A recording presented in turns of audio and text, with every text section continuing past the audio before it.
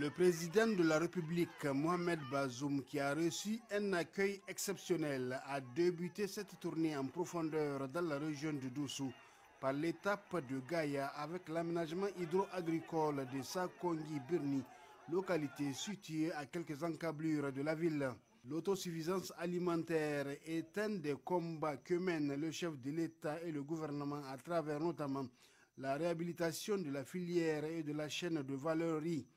En effet, le système de riziculture intense SRI adopté dans ces exploitations est une nouvelle approche d'augmentation de la productivité de la culture du riz dont le but global est de contribuer à garantir la sécurité alimentaire au Niger, mais aussi d'améliorer les rendements du riz aussi bien sur les périmètres irrigués avec maîtrise totale de l'eau que sur les zones hors aménagement. L'aménagement hydro-agricole de Sakongi-Birni à vocation rizicole, l'un des 9 que dispose Gaïa, a été réalisé en 1994 et réhabilité en 2018.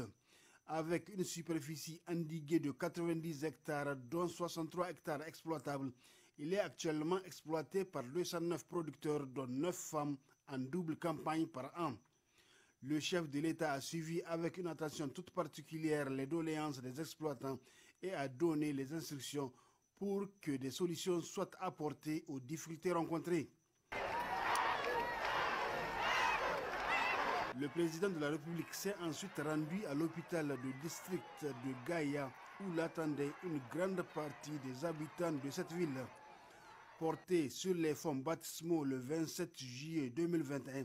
fruit des relations entre le Royaume de Belgique et le Niger, ce centre sanitaire était venu à point nommé en termes de qualité de soins et pallier au désert médical que constituait ce département de 380 000 âmes. Construit sur une superficie de 2 hectares, cet hôpital reçoit les patients du département de Gaïa, mais aussi ceux du Bénin et du Nigeria voisin. Fruit de la coopération nigéro-belge également, pour un montant de 660 millions de francs CFA, la laiterie de Gaïa a été visitée aussi par le chef de l'État. Inaugurée le 5 octobre dernier, cette laiterie avec 2 centres de collecte à Nadewa et Tanda pour une production de 2500 litres jour vise à valoriser la production des éleveurs locaux. Soucieux du développement socio-économique du pays, Mohamed Bazoum a mis cap sur le camp de vie de la société WAPCO chargée de l'acheminement des hydrocarbures du Niger vers le port de Sémé, près de Cotonou au Bénin. Des explications qui lui ont été données, l'on retiendra que le projet pipeline d'export Niger-Bénin, long de 2000 km, dont 1275 km au Niger et 725 km au Bénin,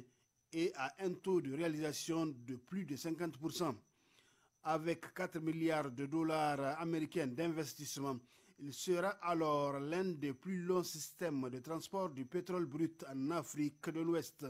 D'ici la fin des travaux prévus pour 2023, la production de l'or noir du Niger passera à 110 000 barils jour, dont 90 000 seront exportés via le pipeline. En quittant Gaïa pour Dosso, où il a passé la nuit du lundi, le président de la République, Mohamed Bazoum, a marqué un temps d'arrêt à la base vie de la Sogea Satom pour s'enquérir de l'état d'avancement des travaux de réhabilitation de la RN7, tronçon Dosso-Bella 2, 83 km, et de gestion d'entretien par niveau de service de l'ensemble de l'axe Dosso-Bella 2 Gaïa, 157 km.